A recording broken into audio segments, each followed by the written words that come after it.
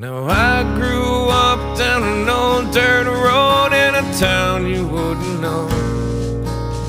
My pops picked the place up for $1,500 back in 1964.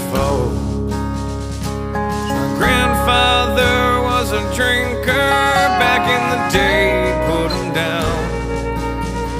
But a war is known to change a man, and the whiskey's known to change a man. That's not me.